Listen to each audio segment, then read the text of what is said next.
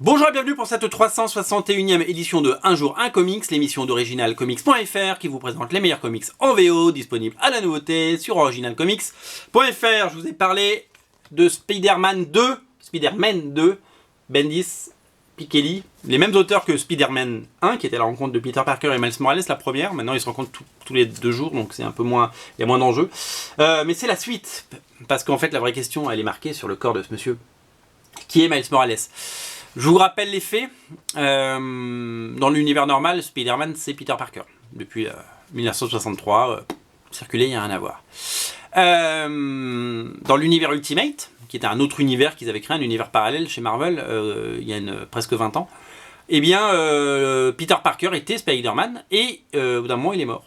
Et il y a un petit jeune qui est apparu et qui a, entre guillemets, récupéré ses pouvoirs, en tout cas qui a développé les pouvoirs identiques, qui s'appelait Miles Morales. Et ben Miles Morales, c'est devenu le nouveau Spider-Man. Et quand est arrivée la fusion des 2 univers, on s'est rendu compte qu'il y avait un autre Miles Morales dans l'univers normal. Et donc, on va aller à... Alors, on a vu sa tête à la fin du numéro 1, hein, je vous en dis pas plus. Et dans le numéro 2, on en sait beaucoup plus sur ce monsieur.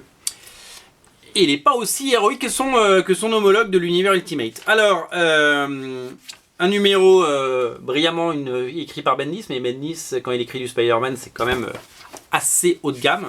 Sarah Piketty au dessin, toujours aussi savoureux, des scènes d'action toujours aussi fluides. Peut-être un petit manque de décor ça et là, mais voilà, si on veut 22 pages par mois, je pense que c'est le prix à payer. Et surtout, un énorme plaisir de retrouver... En fait, je trouve que Sarah Piketty dessine 1000 fois mieux les êtres humains. Regardez, donc ça c'est Miles Morales, il a bien grandi. Je trouve qu'elle dessine beaucoup mieux les humains finalement que les personnes en costume. Je trouve ces personnages hyper attachants. Là, regardez Jessica Jones, son Peter Parker ici. Je trouve ces personnages humains, ces visages, beaucoup plus expressifs, beaucoup plus travaillés, beaucoup plus soignés. Et ça donne des vraies scènes, parce qu'en plus Bendis il est très fort dans tout ce qui est dialogue et interaction entre les personnages.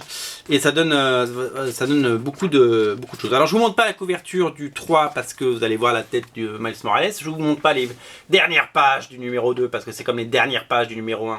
On en apprend beaucoup. Mais en tout cas cette série est un vrai petit plaisir. Puisque parce que la première série était délicieuse. Nous l'avons dit. Et que la deuxième est vraiment du même tonneau, on va dire. C'est vraiment hyper qualitatif.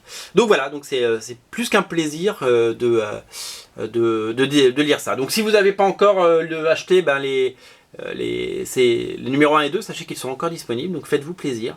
Voilà, c'est un vrai régal. Voilà, je suis séduit une nouvelle fois par les aventures de Miles Morales et Peter Parker. Bravo Bendis, bravo Piketty, faites-en plein, des trucs comme ça, c'est chouette. Spider-Man 2, épisode 2 est disponible sur originalcomics.fr, vous le savez. Ciao.